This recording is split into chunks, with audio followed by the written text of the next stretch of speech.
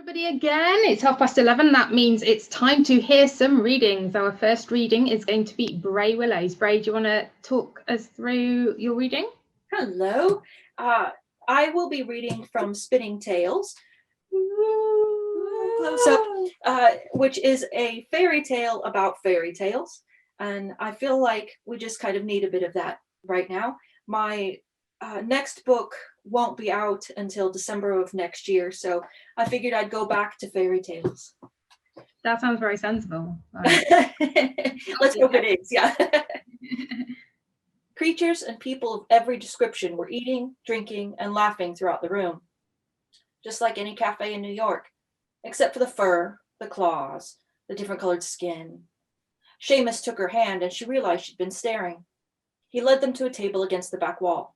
Ale? He asked Cody, who nodded. Porridge water with honey? He asked Brenda, who stood on the seat next to Cody and still only just reached her shoulder. Yes, yes, yes. He looked at Maggie and said, I'll figure it out. Maggie watched him go and noticed that no one really paid much attention to him, although there were a number of curious glances being thrown her way. She turned to Cody. Is it rare to see humans here? She looked around the room. Not usually, no. Plenty of those live in fairy tales, obviously. She frowned. It's definitely rare to be the only ones. Something has changed. Seamus came back carrying a tray of drinks. Prices are still good. They only had 2 rooms available for the next 2 nights, so I took them. They'll be ready in a bit and we'll have to share. He placed a fizzing purple drink in front of Maggie. What's this? She sniffed at it and winced. It smells like cough medicine. It is, kind of. It's a burdock fizz. Cody sipped her ale. That's what beer should taste like. She looked at Maggie's drink and then at Seamus. You sure she should try that so soon? He sipped his own fizzy yellow drink. She'll have to try everything here at some point, and that may help ease some of the conversation tonight. Once again, I'm right here. No need to talk around me. She took an experimental sip of the drink and then a longer one. I like it. Cody put her hand over Maggie's when she went to take another drink. Take it slow. It's way more potent than anything you'd get in the bar in the city, and you won't know it until you're face down in a Fomerian's cleavage while her goat-faced husband looks on. You're speaking words, but they're not making any sense. Maggie took a smaller sip than she was going to. Cleavage didn't sound bad, but the rest of it didn't sound terribly inviting. She looked around while her companions talked about their favorite drinks and foods they couldn't wait to have. A woman with pale green skin and a torn, tattered dress was laughing with a behemoth of a man who leaned on a club easily as tall as Maggie. There was a doll-sized table on the bar where 2 little creatures with wings were sharing a tiny bottle of wine. Fairies. Watch yourself with those, Cody said, following Maggie's line of sight. They're mean. Mean little things, most of them. They bite. Well, that's disappointing. Maggie continued to look around, trying not to stare.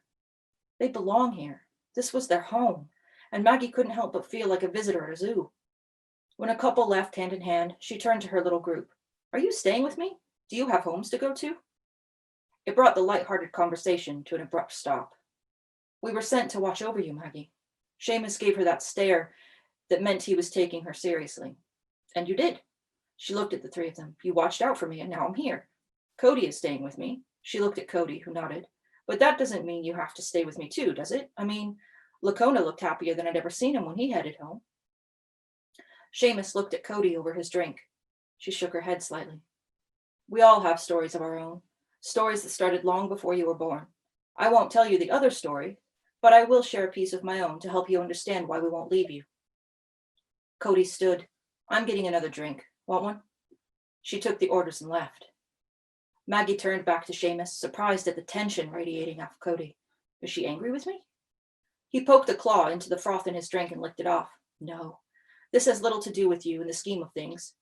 You were a central point that brought us all together, but our paths to you were all different. He set both paws on the table and extended his claws. I'm one of the Catsith. We've served purposes in the fairy tales from our sector. We've been soul stealers, we've been witches, we've been beings who could bless or curse a house, usually depending on the quality of milk left out for us. Not a high price as a bribe, really, but we enjoyed it nonetheless. And which of those things were you? Maggie leaned forward, desperate to hear more about him. He sighed. I wasn't any of those things. I was born with a defect, and it meant I was never accepted by my clan. As a kitten, I was left to die in the woods, but a family of trolls took me in and cared for me. He looked so sad, Maggie wanted to crush him in a hug. What defect? You look perfect to me. He gave a little cat smile. The cat Sith are black as night, with a white moon on their chests. It marks them as Sith, as something apart and special. He motioned at himself. I was born gray, with no particular markings at all, let alone the moon spot. I wasn't even born white, which would have been acceptable. Gray is unacceptable. I am less than worthy and was cast out. He took a sip of his yellow drink and burped. When my troll family were out hunting shellfish in the bay and were caught in an unexpected sunray, they were turned to stone. I had no one left, and when the call came to watch over the last tail spinner in another land, I gladly took the opportunity. An orphan and outcast like me. This time, Maggie leaned across the table and pulled him into a hug. I'm so glad you did. He patted her back awkwardly and began to squirm when she didn't let go. Yes, well, me too. Though you really should learn to cook. The amount of takeout you eat could kill a normal human being.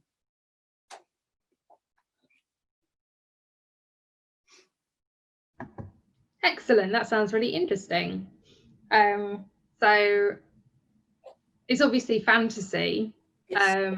What is it about the fantasy genre that kind of draws you in to want to write it? I love fantasy. I love both high and low fantasy, but I like writing low fantasy, which is kind of the world we know, but with the extra stuff, the special stuff added in. And in this book, Maggie's just one of us. You know, she has baggage and she has issues and she's an orphan, and then she discovers this little cottage for sale and she gets to walk through this door into an amazing new place and a new land, and she has a purpose. And I think fantasy and sci-fi both really allow you to play with that kind of depth and those really deep subjects, but in a fun way, in a way that doesn't feel too heavy-handed. Definitely. Robyn, have you got any questions for Brey? Oh gosh, what or just general life questions? Good question.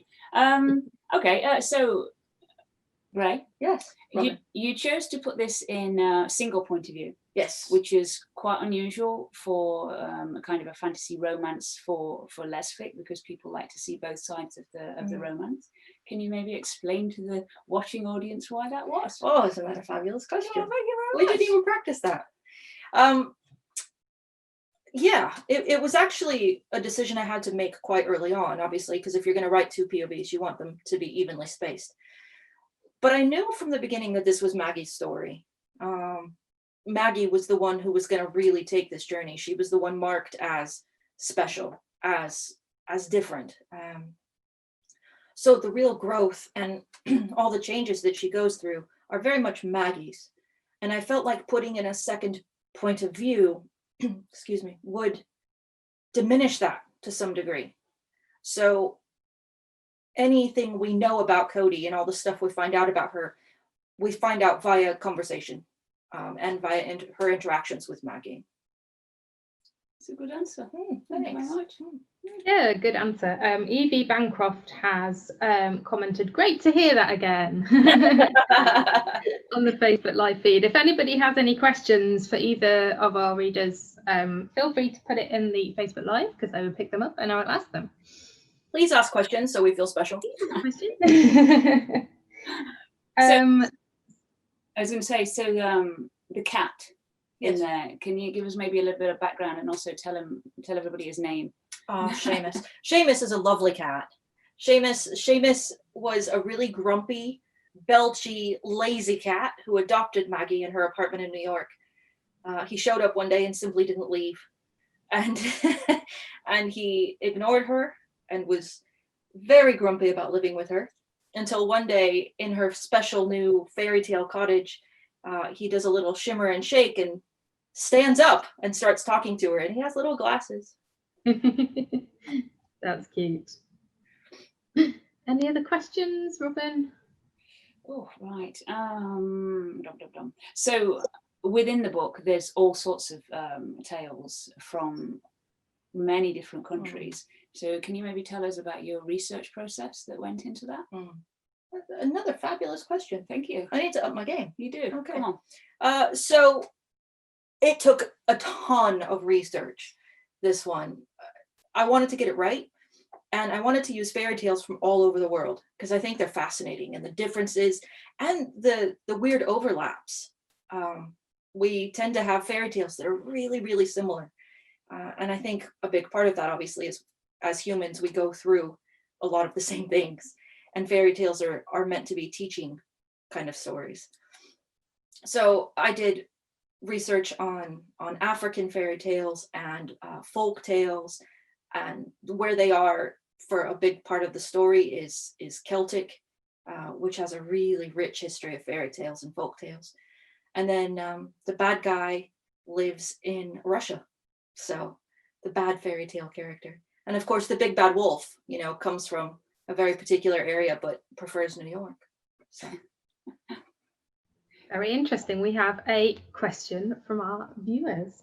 Emily Joy says, hi, how do you keep the fantasy consistent? Fantasy consistent? That's an interesting question. I'm not really sure what it means. As far as, you build a story like you build any story. So I started off with Maggie and who she was and what she was going to go through. And then I kept that rolling so that as she moved from place to place, it was always about her journey and the things that she was learning from and experiencing as she went through the journey. Because ultimately her quest is to stop the villains from the fairy tale worlds from infiltrating our world and turning it upside down. So she's on a fairy tale quest, which if you follow the fairy tale genre, that is definitely a kind of a standard format. Maybe our questioner was talking about the elements of the fantasy that are different from our world. Do you have world building, I guess? Do you have it all written down in a book, or? I do. I would really, really struggle, especially with another job and not being able to write every day. I would really struggle to remember everything. I'm kind of near the end of my current work in progress, and I'm going back to the beginning at some point to kind of read through and just check that I haven't missed anything out or said something different twice. Somebody's parents are dead in one thing and they're not dead in that kind of thing. I have real trouble with that. So what's your process for doing that? Yeah, it's the same. I have to write stuff down, and I make lists, and I actually draw out story arcs so that I can make sure that they're going where they're supposed to have gone. And like you do, I read through and I make sure that all of those elements haven't changed, that she's still an orphan, I definitely just focus on her journey and the characters that she brings in. Awesome. We have some more questions. Yay! So yeah, Emily, who asked about the consistency of the fantasy, she's just clarified that was what she wanted. She finds it hard to keep the made up stuff the same. So yeah, that's cool. Anne Holt is asking, have you thought about taking your double act on the road? Grin. This is on the road. I was going to say, you're on the virtual road. We're on the virtual road. Absolutely. And Emma Nichols has asked, what's coming next, Brey? So Song of Serenity is coming out in December 2021, and that's a spin-off from my Afterlife series. So the Afterlife Inc. series was about the gods kind of being out and about in the public sphere. There we go. Yeah. And so the spin-off series is about the muses, all 9 of them. So in theory, hopefully this will be a 9-book series, each one featuring one of the muses from Greek history, but in our world. So inspiring people here and getting in trouble and having arguments with humans and just being kind of gods among men, women, and falling in love, obviously, people. And there will be some spin-off characters from the Afterlife books that show up here and there too. Fabulous. Sounds really exciting, and lots of work. Lots of work, yeah. I'll just do a double check on the Facebook Live. Have we got any more questions? No, I think we'll start. We'll continue on to Robyn then. Do you want to give us a little brief outline of what your reading is going to be from? Yeah, sure. I'm going to be reading from the as yet unpublished Uncharted 2 book, which I'm hoping to get out either December of this year or January of next year. And this is the first one, and it's all about Chase Stinson and her adventures, who's kind of like Lara Croft with bigger biceps and smaller boobs. And then throughout Uncharted, it was about the relationship between herself and Rain. So it was friends to enemies to lovers kind of trope. So this one joins the two on another series of adventures. So we're talking about kind of, what is it, the Copper Scroll adventure, and basically how the two navigate their growing relationship. So this is from Rain's point of view. Rain stopped at the window and scanned the restaurant floor, but she couldn't see Chase. Perhaps she'd reserved one of the private booths on the mezzanine, given that she wanted to see Rain walking toward her. It was a romantic notion, and she wanted to take that relatively short approach time to see Chase in all her handsome beauty too. She really seemed to have no grasp of how attractive she was, and if it were possible, that humility made her even more appealing. Rain made a bet with herself that Chase would be wearing a full suit, or everything bar the jacket. She hoped Chase might be wearing the black leather she'd bought her as a gift to celebrate the success of her Golden Trinity article.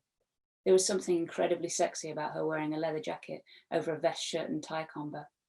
The mere thought of undressing Chase from that exact outfit made Rain want to skip food and head straight back to the hotel room for the main course. But Chase was wonderfully romantic and wanted a dinner date. It was charming, really, and Rain was learning to appreciate the slow burn and anticipation of a night out before incredible perception-destroying sex. Pre-Chase, there had been little romance in Rain's life by her own design, and it was taking a while to acclimatise to this new reality. "Can I help you, madam?" She'd been staring through the window like Oliver Twist. Well, Olivia Twist dressed in Prada.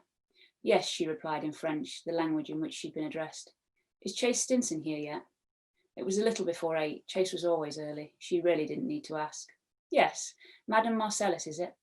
He smiled and stepped aside, holding the door open. "Allow me to take you to her booth." "Merci." Rain followed the greeter up the glass and steel circular staircase situated in the centre of the restaurant floor. Her heels clipped the steel edge of each step in a rhythmic beat, and that's when Chase caught her attention. She slipped out from the booth and grinned as Rain continued upstairs. God, she'd missed her smile, and those eyes that reflected Rain's love right back at her. That and Chase's tailored three-piece suit caused her to grasp the rail to steady herself, the unexpected near swoon washing over her. She feared that the lustre of finally getting to sleep with Chase might fade once they returned to their version of normal after Brazil. She worried that the threat of death, or the magic of the rainforest, or the excitement of their adventure together had amplified her feelings for Chase in an unreal way. That she'd misread herself, and her brain had tricked her into mistaking lust for love. Everything had been so heightened, so ramped up, that she would have forgiven herself for being caught up in the emotional hurricane that would leave them both changed and yet the same at the end of the storm. But looking at Chase now across the restaurant, the 20 or so other people present softened around her, and her focus was razor sharp on the woman she loved. Her feelings had grown rather than lessened, and even during their difficult, unavoidable separations, her fire for Chase burned brighter than the sun. Chase was her grounding gravity, who paradoxically made her feel able to fly. Rain smiled, trying to snap herself out of her slushy little trance. Christ, she'd fallen hard. Chase pulled her into a warm embrace. Rain had worn only 3-inch heels tonight, but Chase still had to tip her head back to meet Rain's mouth. Their kiss settled the fluttering butterflies in her stomach, with the softness of Chase's lips surprising her as always.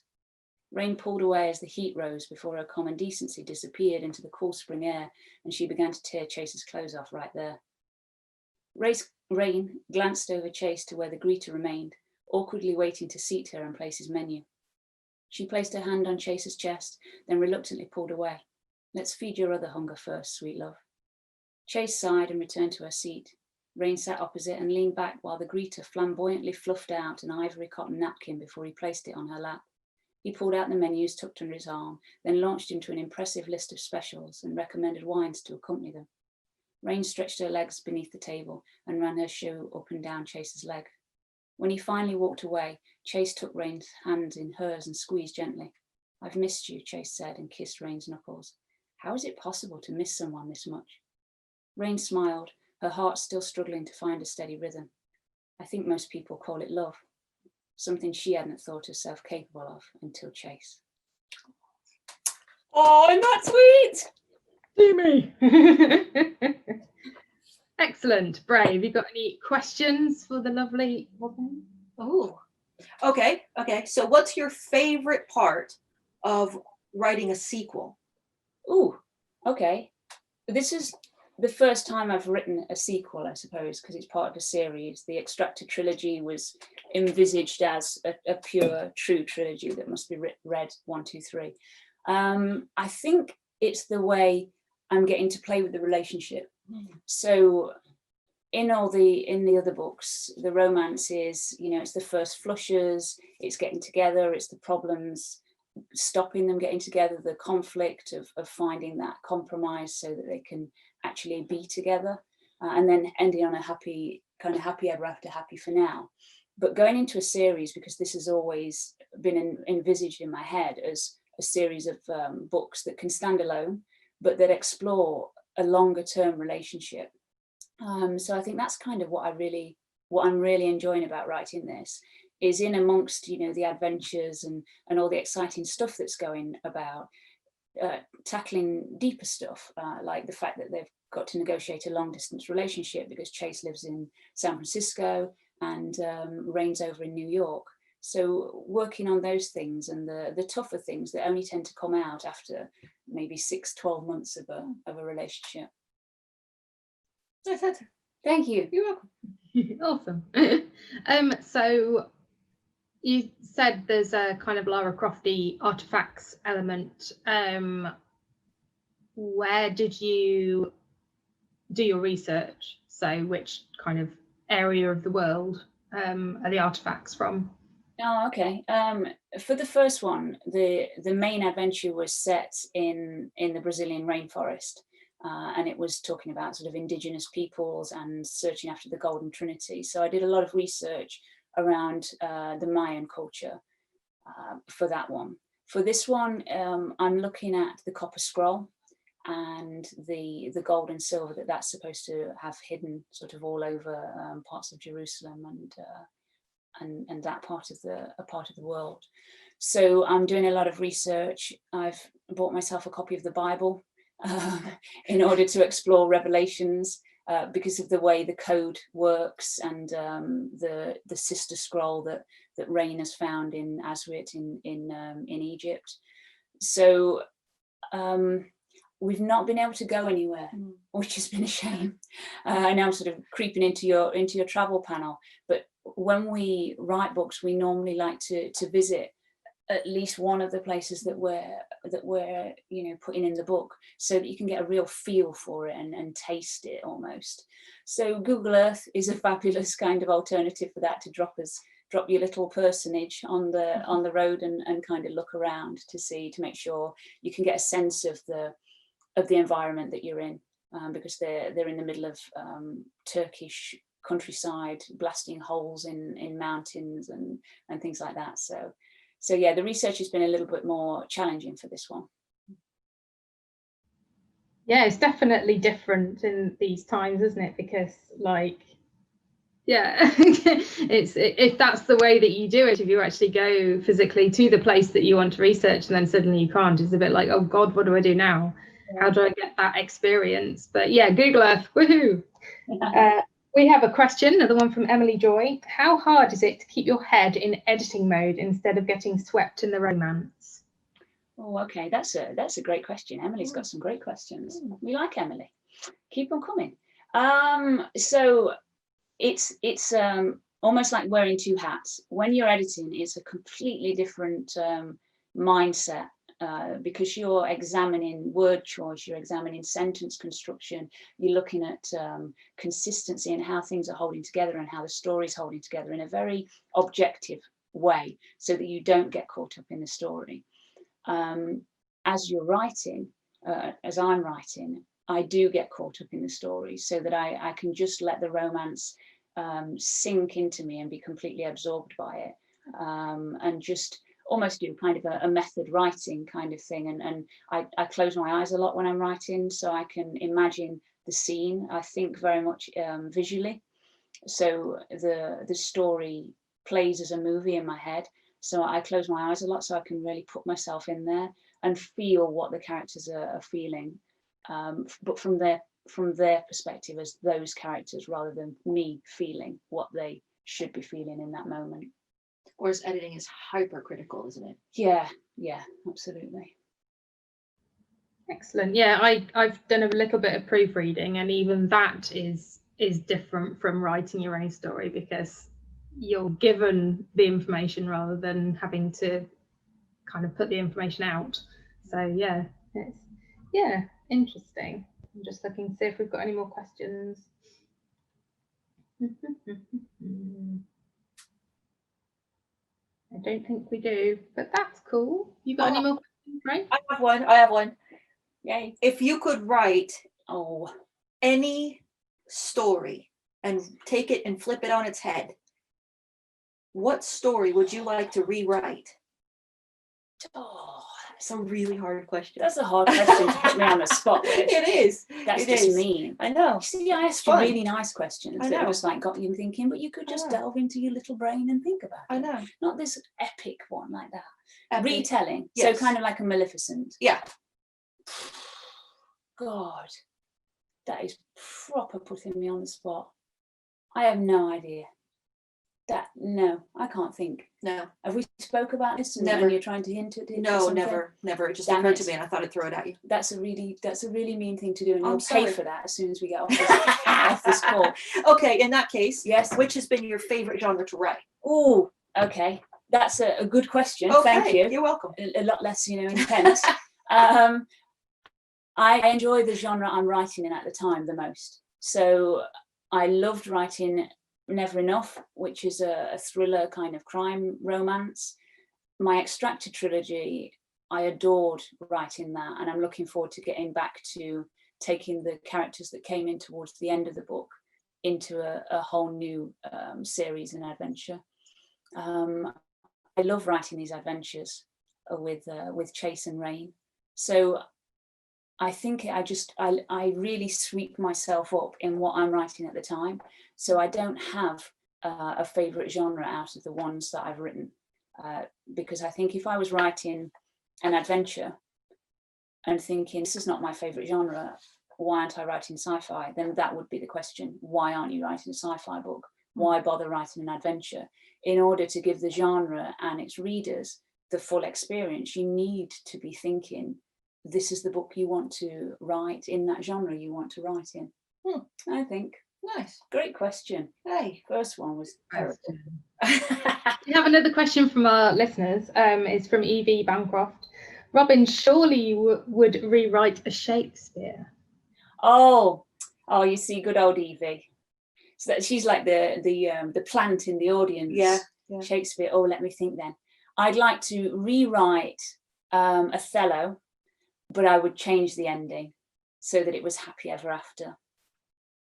Yes, that's a great question. Good old Evie. Yeah. Love a Shakespeare. See, it wasn't a bad question. Oh, and I would rewrite Romeo and Juliet. Again, I've seen that done to female quite, and I've seen it done to male as well, actually. Excellent. I did theatre studies at uni. We did a lot of Shakespeare. I did a Shakespeare module, and I shouldn't have, because I literally did Macbeth for 7 years straight. And when you're just like, I don't care, she's evil, he's being manipulated, it's all the same thing. Actually, going back to the question, thank you, Evie, for that nice little prompt there. Macbeth, that would be a great one to tell from her point of view. I should be crazier and crazier. Yeah, that would be good. Nice. We have a question from Emma Wallace for both of you, which is exciting. She says, I know Robyn and Brey are great movie buffs. Can you recommend us a movie that we should watch? Oh, so many. Okay, the one that springs into mind is what is it called? A Christmas Carol or Christmas? something. It's a Netflix movie. I think it's a Netflix original movie. And it's basically Charles Dickens. It's told from his point of view and his history. But he's got all of his characters from the Christmas Carol in his little writing room, yakking at him, physically at him, just driving him insane. And it's a lot of fun. It's a lot of fun, but it's a brilliant story as well, and really well done. Yeah. And then I'd recommend Finding Forrester. Yeah. As well. Which we're watching tonight with our group. Yeah, we're doing that with a writing group this evening. That's a great tale. It's Sean Connery, and then a young. That's it. That's all you need to say. Oh, okay. It's that's fabulous. it. That's all she gets to say. Yeah, that's a great one. Yep. Oh, and there's one with Will Ferrell, and it's I can't remember the name of the actress. Emma. Oh, really amazing actress. Yes, which you really shouldn't forget her name. It's terrible, but terrible. Old age. Yeah, dementia. Oi. We are older. Anyway, speak for yourself, man. You're like 8 months younger than me. Anyway, age gap. Young woman. I've forgotten my thread now because you said that. What was I going to talk about? Movie. Important. Movie. Oh, the movie. Yes. And basically, she's an author, but she's got writer's block, and she can't figure out how to end this story. And she starts to write it, and she's narrating it. But Will Ferrell suddenly hears the narrator's voice in his head, and dictating his. I think I've seen that one. Oh, it's fabulous. It's got a great cameo from Dustin Hoffman in it. That's it's brilliant. But then on a non-writing theme, but just for the quality of the dialogue, I would go with The Gentleman as one of our favourites at the moment. Hugh Grant in the role of a lifetime. Fabulous ensemble cast, sharp dialogue, great characters. A lot of swearing. Yeah, like the C word, or at least put up with it for the duration of the movie. I think we watched that a couple of weeks ago. Yeah, it is. I mean, I kind of, most people I'm sure associate Hugh Grant with bumbling British annoying. But yeah, it's the one where he's sort of rugged and kind of queer. Well, he's not quite queer. He's a rugged gay journalist. Yeah. Really good film. We really enjoyed that film. There's lots of like random flashbacks and stuff. Yeah, brilliant cinematography. Right, let me just have a little look. We've got a few more questions. What are you reading when you're not writing? Oh, do you want to take this? Sure. Yeah, we'll both do it. I mean, we both. I don't know. I've had a lot of trouble reading in 2020. I don't know. I seem to want to just vegetate. So I haven't done a lot of reading this year. But generally, I always go back to sci-fi or fantasy. I like historicals. So like right now, I'm in the middle of a Ursula Le Guin, the Earthsea series, and I also have a subscription to National Geographic. So I've got those piled up to read because I love that kind of stuff. And I also have a Missouri Vaughn book that's on my to-do lit pile. And there's another one. I think Justine Saracen's the new one, the new one with reindeer. I've got that on my pile as well. So I kind of flit. I flit a lot depending on how focused I feel. And of course, my audiobooks, I turn those on while I'm cooking and things. So right now I'm listening to A Brief History of Everything by Stephen Hawking. Stephen Fry. That'd be funny. But yeah, that would be really good. Yeah. So in terms of what I'm reading, I like to read lots of different things. And I have different books on at the same time. So I'm currently in Green Lights, which is Matthew McConaughey's biography. I'm reading a fabulous book, The Library of the Unwritten, which is one of those books you wish you'd come up with the concept of. That's by, I think it's A.J. Hawksworth. And then I'm reading Circe by Madeline Miller. And I'm also in a Jack Reacher book as well, just to see how he does it in terms of writing so terribly, but so popular. So, you know, all sorts of different things. But it's important as an author to keep reading rather than sort of saying, you know, oh, I haven't got time to read, I need to write, to hone your craft, to see what other people are doing, how other people are doing it, and also to see how not to do it as well. I think inspiration comes from everywhere, doesn't it? Like, Definitely. you know, especially at the moment where we're not really allowed to go out and interact, and you know, those experiences are kind of limited at the moment, aren't they? Yeah. So yeah, reading books is good. W Free Dreamer Tinkanesh is asking whether it's Emma Thompson you're thinking of. Oh Yes. Yeah, that's Yes. perfect. Yeah. Legend. I love Emma Thompson. Yeah. And Julie Cohen says, Brey, who's your favourite Earthsea character? Oh, that's hard, Julie. I mean, I'm gonna have to go with Ged. I'm just, you know, because he's come up kind of the hard way and learned an awful lot about himself, and he's gone through crap. So I'm gonna go with him. The female character I'm with right now, I want to hit her. So, but she won't, because we don't condone domestic violence. Never. But like a little smack upside the head and get yourself together. You know, yeah. Cool. I think that's probably going to be our last question. Cool. Thank you, Jen. Thank you for being here and sharing your books with us. And we will see you later for other things. Yes. See you on the panels later. Thank you so much for doing this. Jen. No problem. All right. See you everybody later. Bye. Bye.